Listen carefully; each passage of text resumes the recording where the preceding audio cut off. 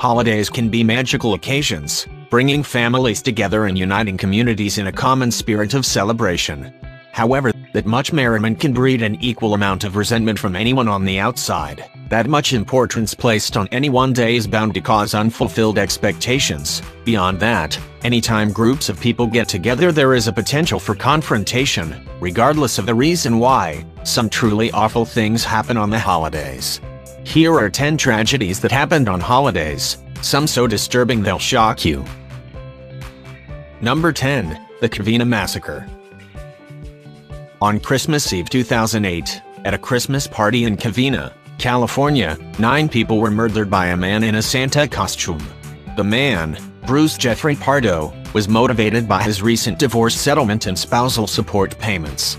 The divorce proceedings, which lasted months and ended only a week earlier, had cost Pardo a lot of money, and he wasn't having it. He was having serious mental issues, though. He constructed a plan to attack a Christmas party that his in-laws would be hosting and his ex-wife would be attending.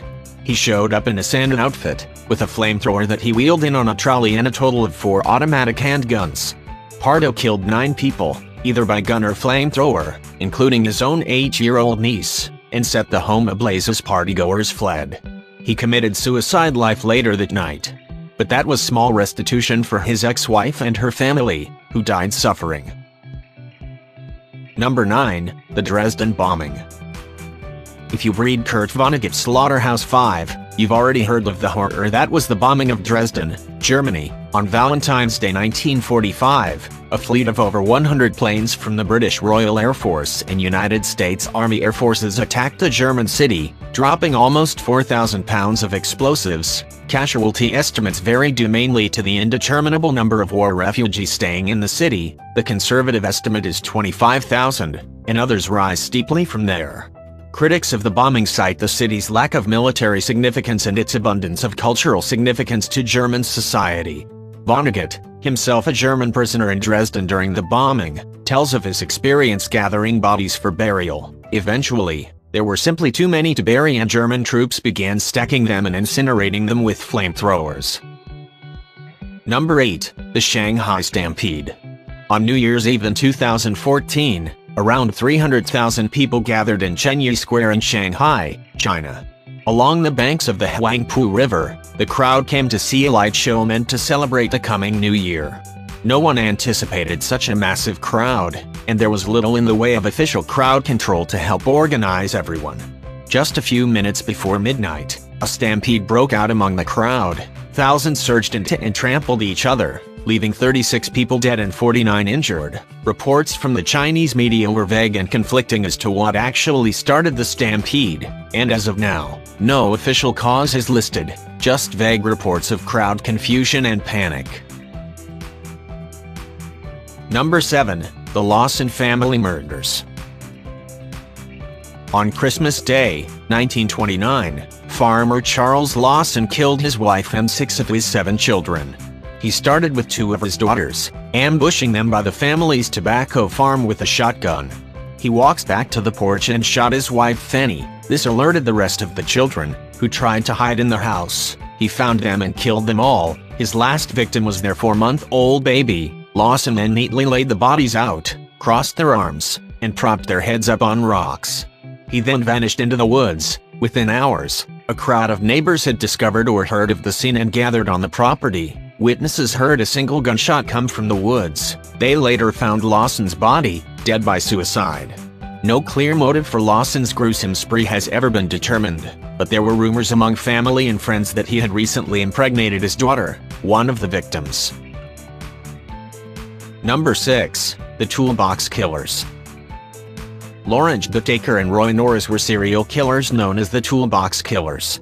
Considering their predilection for using an assortment of household tools to torture and kill their victims, it's easy to see why they got that name. They claimed their 5th and final victim on Halloween night in 1979.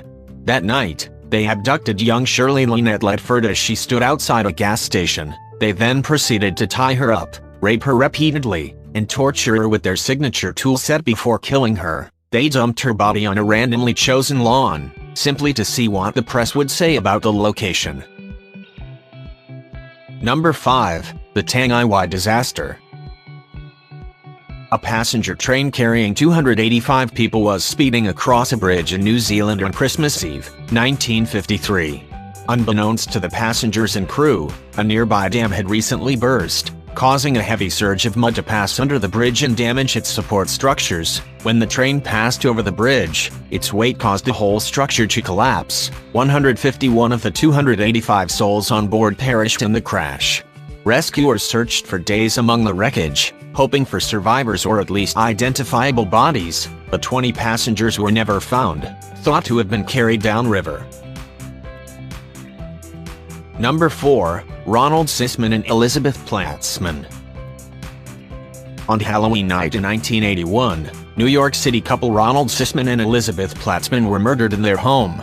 The pair were savagely beaten and forced to their knees, then shot in the head execution style. Because their house was ransacked and items of theirs had been stolen, police initially believed the whole event a robbery gone wrong.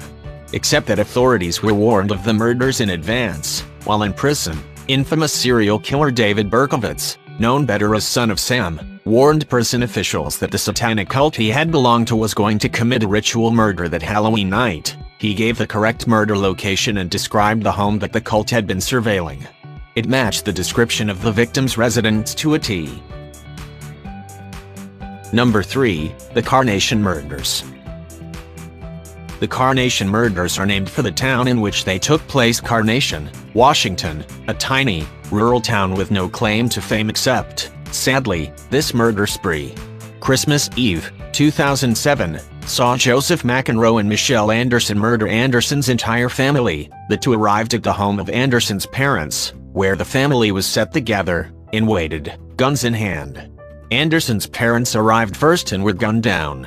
Their bodies were hidden, the entranceway cleaned, and the murder trap reset. Then Anderson's brother and sister-in-law arrived with their 2 children. They too were shot dead, children included. When asked why she did it, Anderson said that she had felt unfairly treated by her parents and that her brother owed her money, and McEnroe said, a string of incoherent nonsense. Number 2. Amema Nelson. It was Thanksgiving Day, 1991, that Egyptian model Amema Nelson murdered her husband. She claimed that it was in retaliation for him sexually assaulting her earlier that night. Perhaps that was true, but what happened after the murder was more demonic cannibal than Avenger. After the alleged sexual assault, Nelson bound her husband and stabbed him in the chest with scissors. He survived that attack, so she bludgeoned him to death with a clothes iron, hitting him hard enough to break it. She then cut his body into small pieces, including castrating him and putting his severed head in her freezer. She put his severed hands in a pot to boil to remove fingerprints. She admitted to eating pieces of him, but later retracted these statements, saying that instead, she had merely put the missing pieces in the garbage disposal. All told, when investigators found her husband's body, around 80 pounds of him were unaccounted for. Number 1. The Coconut Grove Fire.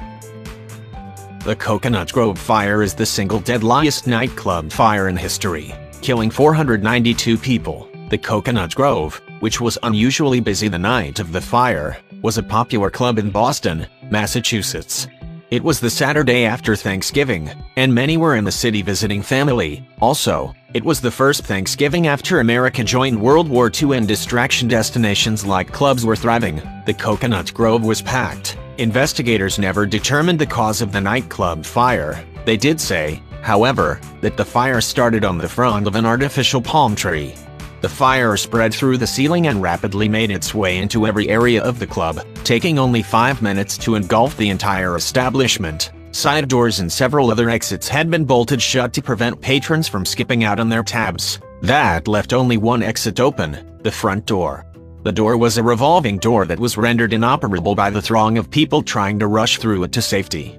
492 people died in the fire. The small silver lining is that the incident triggered a wave of fire safety laws and regulations in hopes of preventing another tragedy of this magnitude.